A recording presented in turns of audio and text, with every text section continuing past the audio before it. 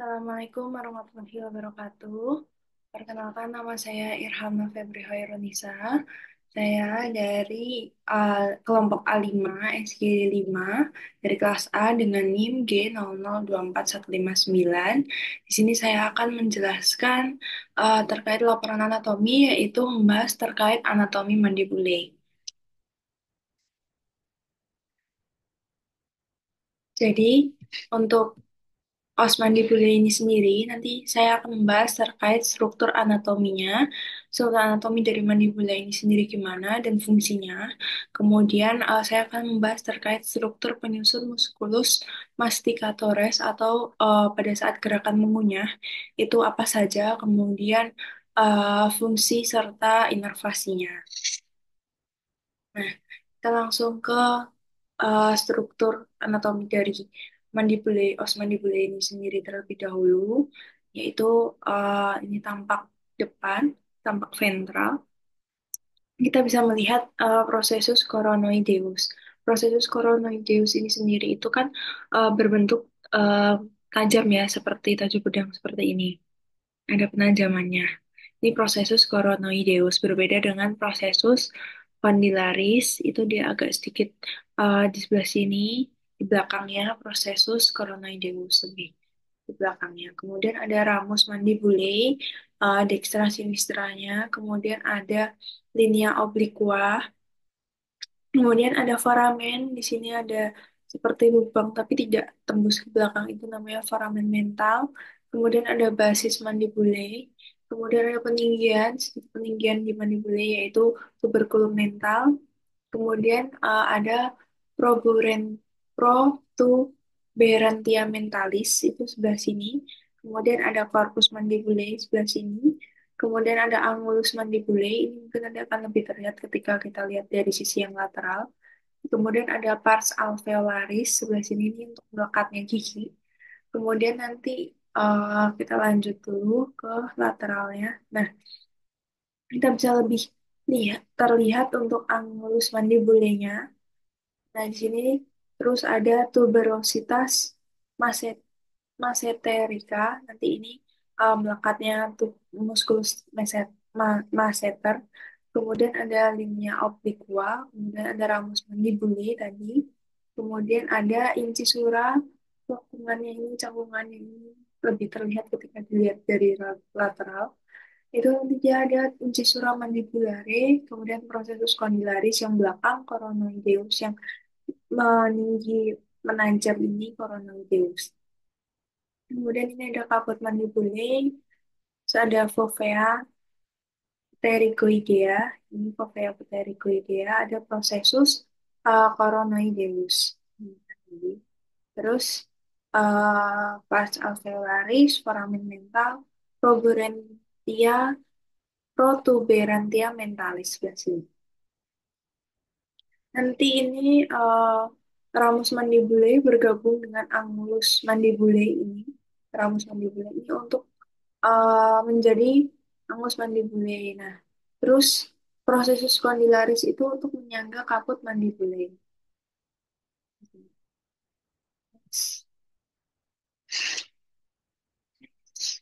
Nah, ini untuk yang tampak posterior atau dari belakang, ini kolom mandibulanya terlihat, kemudian prosesus condylarisnya tadi, kemudian ini kaput mandibulenya, kemudian ada foramen mandibulae yang baru terlihat di sini, ada foramen mandibulae, ini ada angulus mandibulae, ada linea miloioidea yang nanti akan dilekati oleh musculus miloioideus.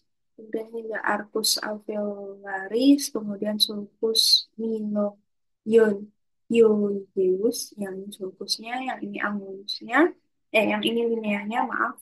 Kemudian ada lingula mandibulae, kemudian ada kolum mandibulae tadi udah, kemudian itu tuberositas pterygoidea, kemudian ada fovea submandibularis, kemudian ada fovea sublingualis, kemudian ada simfisis mandibulae, ada spina mentalis, kemudian ada fossa gastrica, kemudian ada foramen lingualis.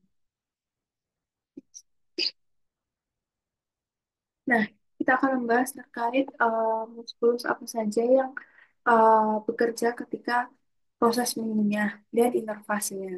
Jadi yang pertama yaitu muskulus temporalis, di mana dia itu nanti akan dilalui oleh musculus temporalis profundi atau musculus mandibularis yang ketiga itu nanti dia berfungsi untuk aduksi saat mengunyah, kemudian protusi itu ketika bagian anteriornya itu menarik mandibula ke muka, kemudian ada retrusi itu bagian posterior menarik mandibula ke belakang, kemudian uh, ada musculus masseter, nanti itu dia akan dilewati oleh nervus massetericus atau mandibularis, nervus mandibularis juga.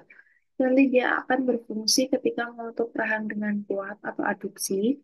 Kemudian ada berfungsi ketika menarik rahang bawah ke muka atau protrusing untuk pars superficialis.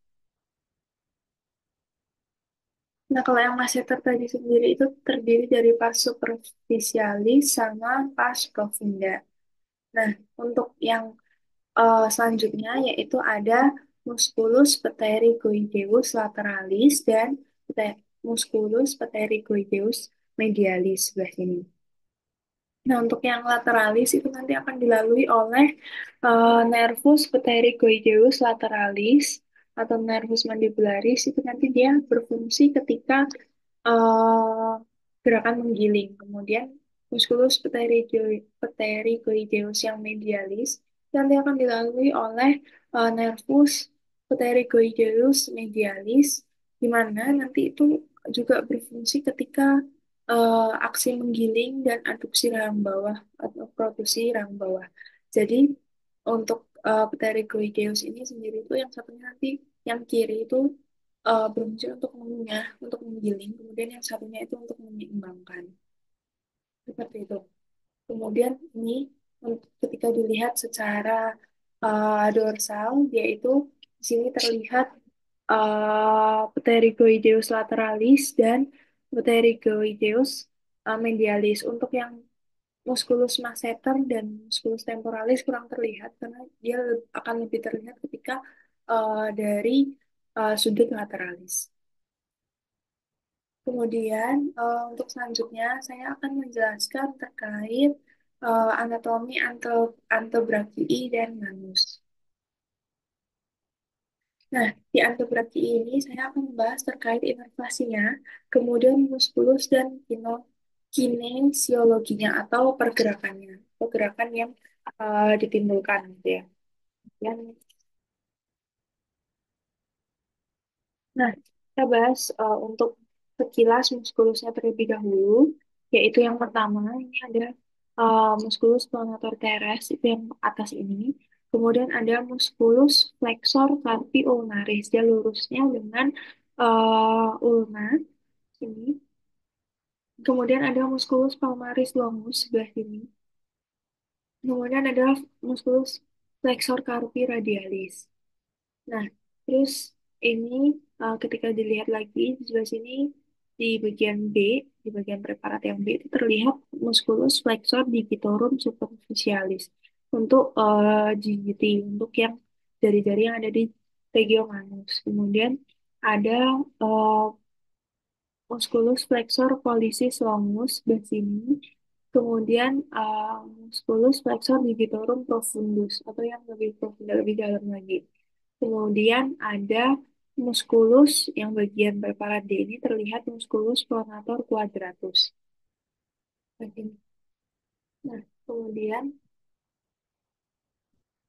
kita akan membahas musculus yang ada di uh, regiomanus, di mana dia itu terdiri dari musculus palmaris longus sebelah sini, palmar. Kemudian ada musculus abductor pollicis brevis sebelah sini.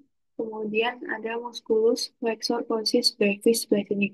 Untuk yang abductor pollicis brevis itu yang agak lebih ke ujung sebelah sini. Lateral. Kalau yang uh, flexor pollicis brevis itu agak lebih ke tengah. Di sebelah sini.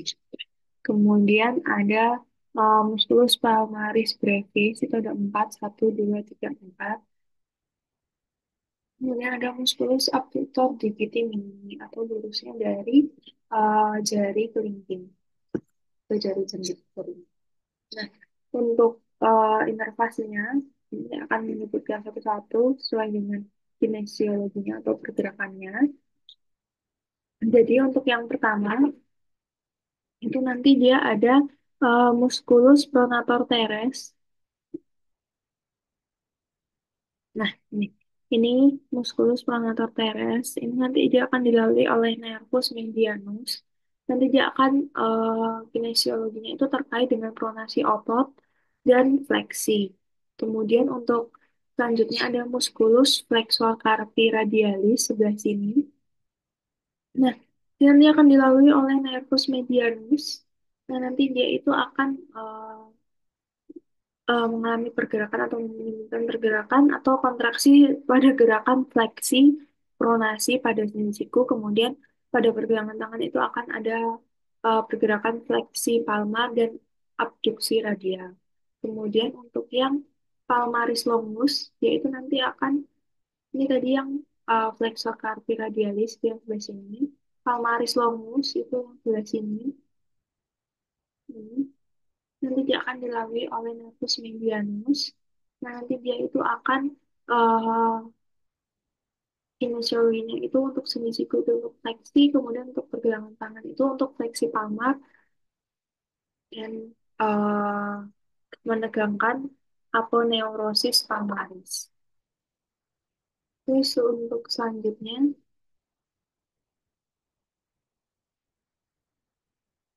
nah, yaitu ada musculus palmaris longus yang tadi sudah saya jelaskan. Lanjutnya adalah musculus flexor digitorum superficialis. Ini digitorum digiti untuk regiomanus nantinya nanti dilalui oleh nervus medianus juga. Nah, dia itu untuk pergerakan pada sendi siku itu untuk fleksi, kemudian untuk pergelangan tangannya itu untuk fleksi palmar. Kemudian untuk metakarpal, metakarpophalangeanya sendiri itu untuk fleksi. Kemudian untuk musculus flexor carpi ulnaris ini lurus dengan ulnae. Kemudian dia itu dilalui oleh nervus ulnaris, flexor carpi ulnaris dilalui oleh nervus ulnaris. Yaitu nanti akan mengalami pergerakan pada sendi siku yaitu fleksi. Kemudian untuk pergelangan tangan yaitu fleksi palmar dan abduksi ABD ulna. Abduksi ulna.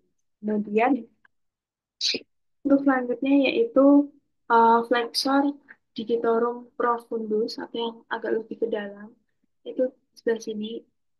Nah, itu nanti akan dilalui oleh nervus ulnaris itu pada kaput ulna, kaput ulnanya. Kemudian ada nervus medianus untuk bagian radialnya. Nah, dia itu nanti akan mengalami kinesiologi atau pergerakannya itu yaitu di pergelangan tangan itu fleksi palmar. Kemudian untuk yang sendi metacarpophalangia itu untuk fleksi. Kemudian untuk musculus flexor pollicis longus dia akan dilalui oleh nervus interosseus antebrachii anterior dari nervus medianus yang nanti akan menimbulkan pergerakan atau kinesiologinya terkait di pergelangan tangan itu fleksi palmar, kemudian di metakarpal itu nanti dia fleksi, kemudian di metakarpophalangia itu fleksi juga. Kemudian untuk yang pronator quadratus itu nanti dia itu akan diinervasi atau dilalui oleh nervus interosseus antebrachii anterior di mana dilalui oleh nervus medianus, plexus brachialis, kemudian pars infraclavicularis. Nanti dia itu akan menimbulkan pergerakan pronasi. Namanya pronator quadratus, dia akan menimbulkan pergerakan untuk kinesiologi pronasi. Kemudian untuk yang selanjutnya yaitu uh, musculus brachioradialis itu sebelah sini, brachioradialis itu nanti akan dilalui oleh nervus radialis. Brachioradialis nervusnya juga radialis. Nanti dia itu akan kinesiologi pada sendi siku yaitu fleksi. Kemudian bisa juga eh, untuk kinesiologi pronasi dan supinasi. Pronasi atau supinasi. Kemudian untuk musculus extensor carpi radialis, longus, nanti akan dilalui oleh nervus nervus radialis di sini. Dia di bawahnya dari brachioradialis tadi. Nanti dia itu akan menimbulkan kinesiologi sinisiku yaitu fleksi, sedikit pronasi, kemudian pada pergelangan tangan dia ada dorsofleksi dan abduksi radial ABD, abduksi radial. Kemudian untuk extensor carpi radialis brevis itu tuh nanti dia akan dilalui oleh nervus radialis, dia itu ada di bawahnya, tadi di bawahnya yang longus. Kalau yang brevis di bawahnya longus, dia akan dilalui oleh nervus radialis. Nanti dia itu akan mengalami kinesiologi siku yaitu fleksi, kemudian pergelangan tangannya juga dorsofleksi dan ABD, abduksi radial. Kemudian untuk selanjutnya yaitu bentar.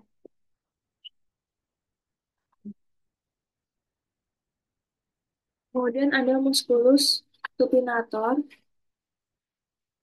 namanya supinator. Dia nanti akan dilalui oleh nervus radialis. Dia itu nanti berfungsi ketika supinasi, supinator, supinasi. Ini di bagian sebelah sini. Kemudian ada musculus abductor pollicis longus yang di sebelah sini. Itu nanti akan dilalui oleh nervus, akan diinervasi oleh nervus radialis yang akan menghasilkan pergerakan pada pergelangan tangan yaitu dorsofleksi dan sendi carpometacarpalis itu pada saat abduksi ABD abduksi. Kemudian extensor pollicis brevis dia akan dilalui oleh nervus radialis sebelah sini di bawahnya dari yang tadi longus, bawahnya abductor longus, ya extensor brevis dilalui oleh diinervasi oleh nervus radialis. Dia itu nanti akan uh, membentuk kinesiologi atau pergerakan pada pergelangan tangan yaitu dorsofleksi, kemudian pada carpometacarpalis itu abduksi dan reposisi, kemudian metacarpophalanges itu untuk ekstensi. Kemudian musculus extensor pollicis longus yaitu ada di tengahnya sini. Itu nanti dia akan dilalui oleh nervus radialis membentuk pergerakan dorsofleksi pada pergelangan tangan, kemudian ekstensi dan reposisi. Kemudian untuk selanjutnya ada musculus extensor indicus. Ini nanti dia akan dilalui oleh nervus, diinervasi oleh nervus radialis yang akan membentuk pergerakan dorsofleksi, abduksi, dan ekstensi. Kemudian kita masuk ke regio manus. Kita masuk ke regio manus sebelah sini. Nah, yaitu nanti yang pertama Yang pertama itu nanti dia ada musculus abductor pollicis brevis. Dia akan dilalui oleh diinervasi oleh nervus uh, medianus. Dia itu nanti akan berkinesiologi atau bergerak untuk abduksi, oposisi, dan fleksi. Kemudian untuk yang flexor, musculus flexor pollicis brevis ini sebelah sini, itu tuh nanti dilalui diinervasi oleh nervus medianus dan nervus ulnaris, yaitu akan menghasilkan pergerakan atau berkontraksi ketika oposisi, abduksi, dan fleksi.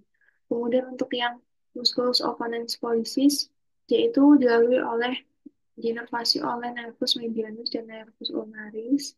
Di sini sudah saya jelaskan mirip grafis yang sebelah sini ini yang oponen polisis yang atasnya itu nanti dia akan dilalui oleh nervus medianus juga dan ulnaris juga. Nanti dia akan membentuk kinesiologi oposisi. Kemudian untuk yang oponen polisis dan yang oposisi, kemudian yang adductor polisis dia itu nanti akan dilalui oleh diinervasi oleh nervus ulnaris, ini yang paling gede ini sebelah sini. Terus nanti dia akan uh, kinesiologinya itu terkait abduksi, oposisi, dan fleksi. Nah, untuk selanjutnya, saya akan menjelaskan terkait anatomi os femur, di mana di sini saya akan menjelaskan terkait regiogenu dan os femur itu sendiri. Ini bisa saya next. Di sini saya akan membahas terkait artikulasio genu terlebih dahulu. Yang akan saya bahas di sini yaitu terkait anatominya sendiri. Kemudian saya akan membahas terkait uh, ligamentum yang memperkuat dari artikulasio genu sendiri. Nih, izin zoom in dulu. Nah, ini dia itu artikulasio genu itu ada pada regio genu. Dia itu regio genu itu ada di antara di bawahnya os femur, regio femur, dan di atasnya os cruris, cruris. Ini sebelah sini. Nah, ada os femur, os fibula, os tibula, terus ada os patella, tibia, os patella. Kemudian artikulasio yang terbentuk yaitu artikulasio tibiofibularis sebelah sini, kemudian patella yaitu artikulasio femoropatellaris, kemudian artikulasio femorotibialis. Kemudian kita next terlebih dahulu. Nah, ini.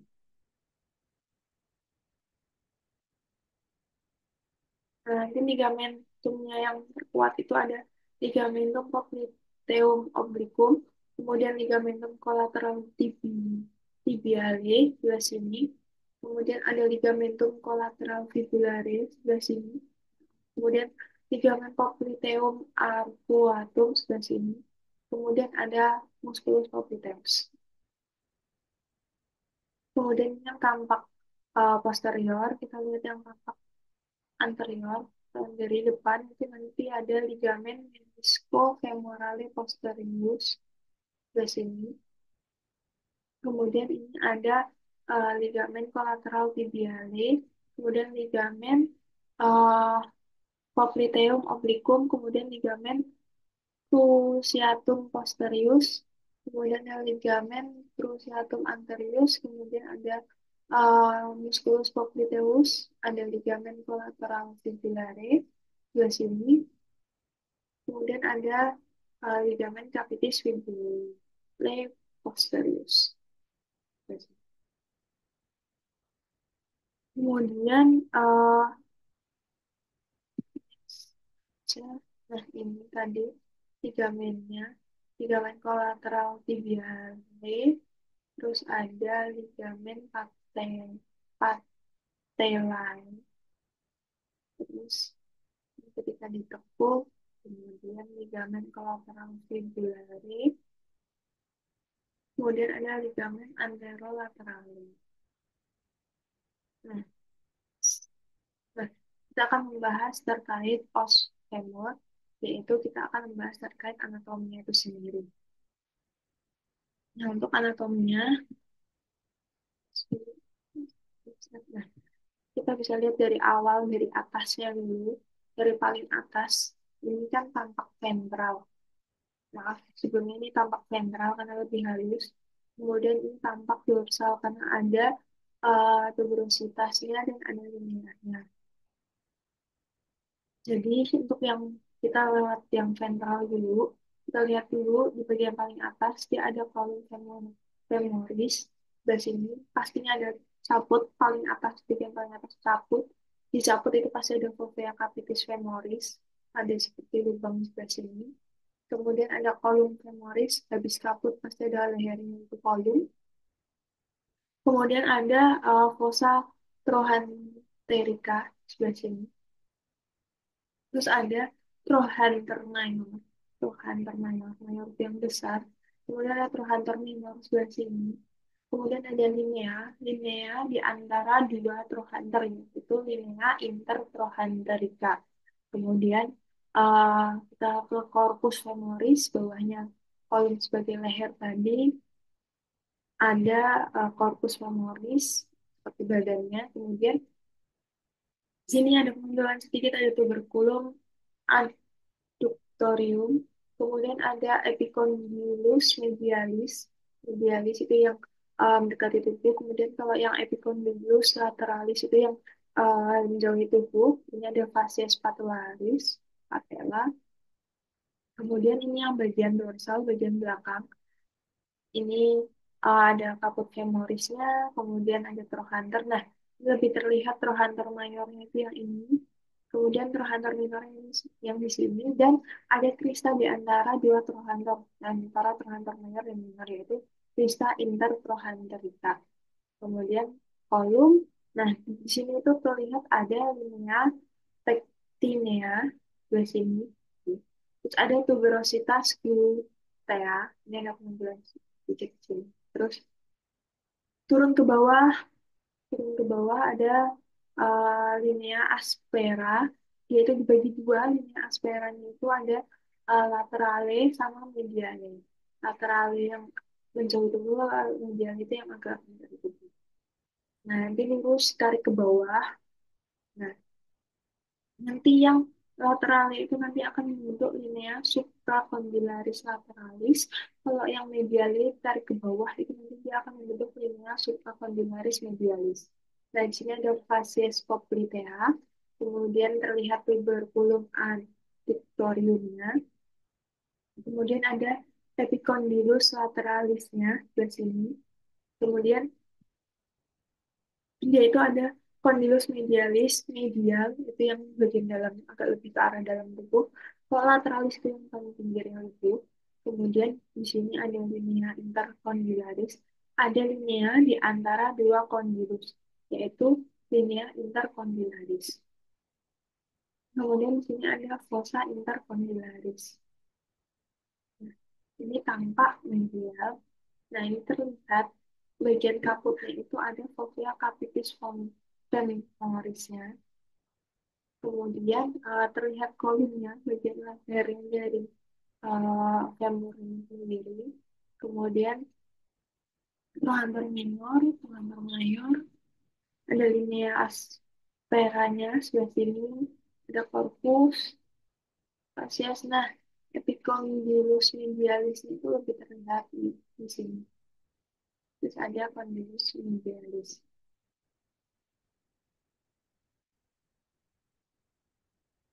Mungkin cukup sekian penjelasan dari saya. Mohon maaf apabila ada kesalahan kata. Semoga bermanfaat. Wassalamualaikum warahmatullahi wabarakatuh.